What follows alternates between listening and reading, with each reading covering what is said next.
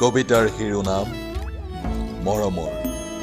মাতাল মস্তিষ্কযুক্ত মলিয়ন মানুহটোৰ মৰম লবি। কুশলে আছ ন?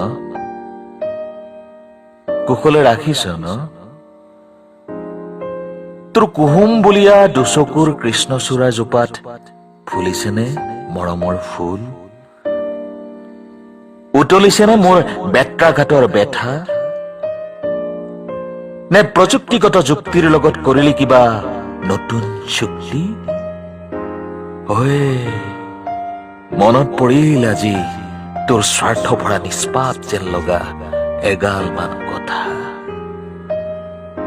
মনত পৰিল সেই মৃদুভাষী মুখমণ্ডলত উদ্ভাসিত এসাগৰ বিষাক্ত মাদকতাৰে পৰিপূৰ্ণ কথাৰে লগোৱা লেঠা।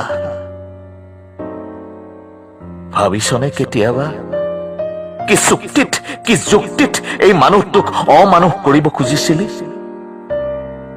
ভাবিছনে কেতিয়াবা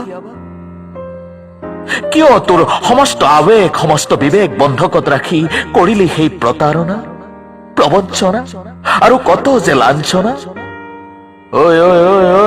শুন না লাঞ্ছনাৰ বহনীত জাহ নাযাওঁ মই। লাঞ্ছনাৰ বহনীত জাহ মই নাযাওঁ। আৰু শুন, ময়ো শংকৰৰ দেশৰ গোবিন্দৰ পোৱালি।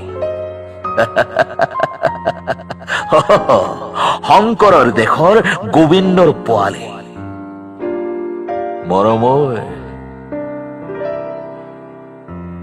মোক কেনেকৈ সজালো জান? মোক কেনেকৈ গঢ়িলো জান?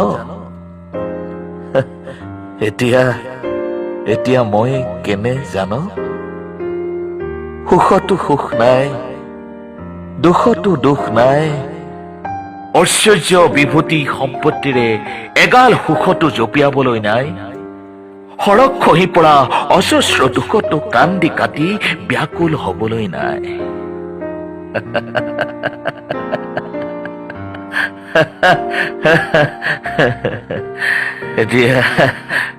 এতিয়া সেইটোৱেই মই।